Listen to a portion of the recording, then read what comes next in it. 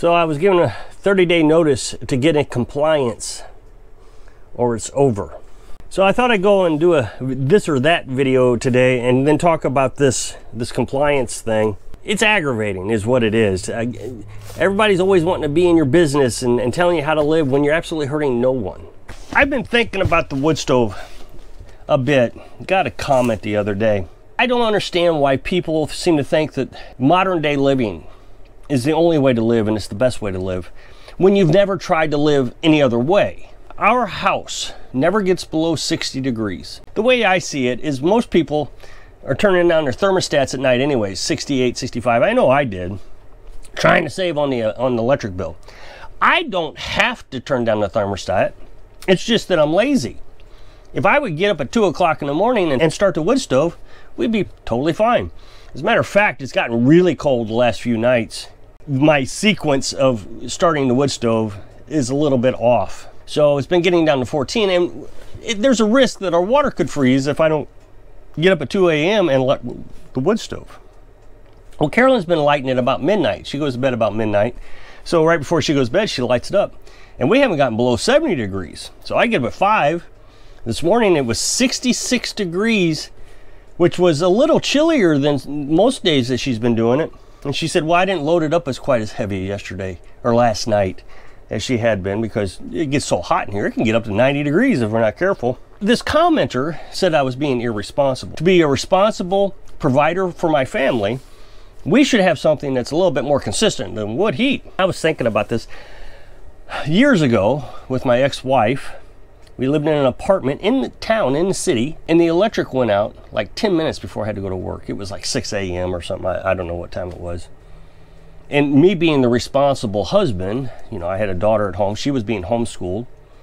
Well, no, she might have been in college at that time. So she was going to community college. So she was 14 when she started community college. So my wife would have to drive her there. And we had dogs, you know, so you're just a responsible father, husband. And I said, well, I'll stay home. I won't go to work until the electric comes back on. Make sure you're safe. And she said, what is it that you think you can do to keep me warmer, behave yourselves, than I can do myself? She said, I'll get a blanket. She said, I'll make sure our daughter is warm.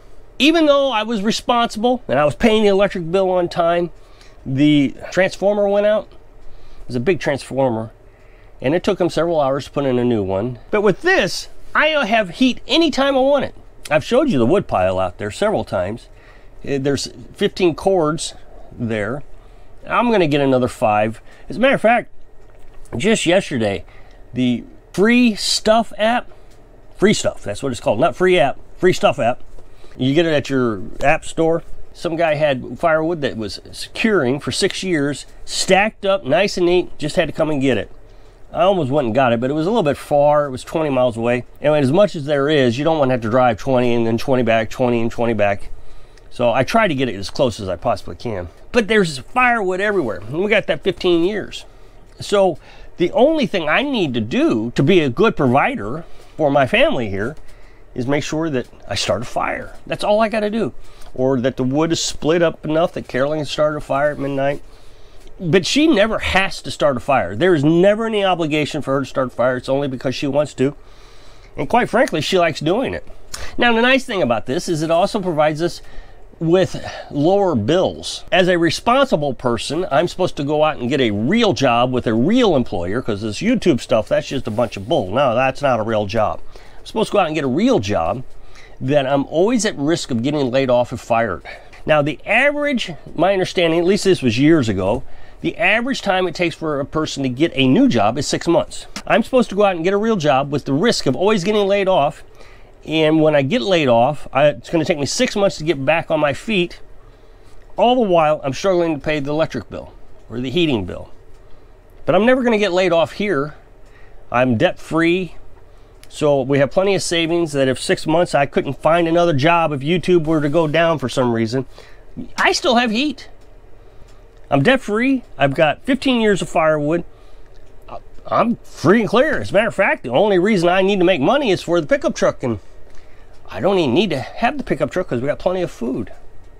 So I think I'm more than responsible at providing for my family. I don't understand why anybody would think this is irresponsible, but there are folks out there who do.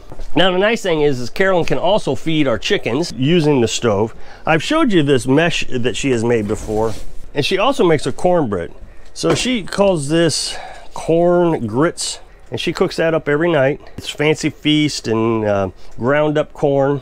There's another thing that we're being responsible with, making sure that our chickens are fed so that we always have eggs. Now this is the grain mill that she uses right here.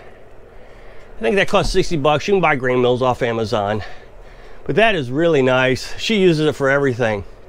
Corn, eggshells, beans. She's ground up noodles, and today she found something new to grind up. Yesterday we had to go to the license office. I told you about that in a video. Most frustrating thing. So we had to leave pretty early to get there, stand in line. We still had to sign in, still had to wait. But I wanted to get back as soon as possible because I didn't want the water to freeze on the chickens. I go down there several times a day to change out the water for them so they have plenty to drink. So I didn't want to be gone too long. Well, right across the street was Walmart. So when we got out of the license office, instead of dealing with eating and getting home and having to cook something, we could just get in with our chores. Carolyn said, why don't we pick up some of that fried chicken they have there at the deli? And I said, okay, because I mean, we like that fried chicken and it keeps it consistent with our carnivore diet, other than the flour they put on it, which, every now and then you just have to suffer through the carbs. Well, then that leaves all the bones. Well, Carolyn was investigating what to do with the bones, because there's got to be something you can do with the bones. And the bone meal, you can use it for a lot of things. The garden, chickens. I mean, she listed off all kinds of things. But the thing that caught my ear is, hey, chickens, it's chicken food. She put the bones on a pan and put it on the stove here for 3 burns. And she said they were dried out pretty good after 2 burns. She broke them up this morning with her hands, the leg bones, and then she put them in that grain mill and ground them up this morning. And it made this powder. It's incredible. It's just a powder. It's hard to hold without spilling it. And so that's bone marrow and chicken bone. That's what she got out of just the chicken bones from the Walmart fried chicken. While we were out, we went ahead and went to Save-A-Lot because they had a sale on that 10-pound bag of chicken. It was $9.90 last month. This sale, they've dropped the price down to $5.40 or 90 cents. I don't know, $5 and something. So we went ahead and got 3 bags. Now we got the freezer. We could still can it, but Carolyn's going to cook it up, refreeze it. Not a big deal, that's not what I'm saying. But now we can use all that bone. In the past, we were putting that in the compost, and then the compost would eventually go into the garden. But we were thinking, is there any way that we can give it to the chickens since we've become carnivores? We don't really need it in the garden anymore. The only thing we're going to grow is sunflower seeds and corn for the chickens. Everything we do now is for the chickens so the chickens can feed us. So she can put this in with her cornbread or her grits, and that'll give protein to the chickens. It's an amazing idea, and it really didn't take that much work. I would say that she had an easier time grinding up the bones in that grain mill than she does with corn, because corn, she kind of gets hung up every now and then, but I didn't see her get hung up at all with the bones. Well, with all that 10-pound bag of chicken, think about how much waste is in there. It's 30 pounds, but we only get 20 jars of chicken out of it. And we've estimated that each jar of canned chicken is 1 pound. Out of 3 bags, we lose 10 pounds of weight when we buy that chicken in the bag. One thing I just want to cover briefly is the incubator. I've made a video talking about the incubator for the eggs. A lot of people keep asking me, what kind of incubator is it? It's called Nurture Right 360. We bought that on Amazon for 140 bucks.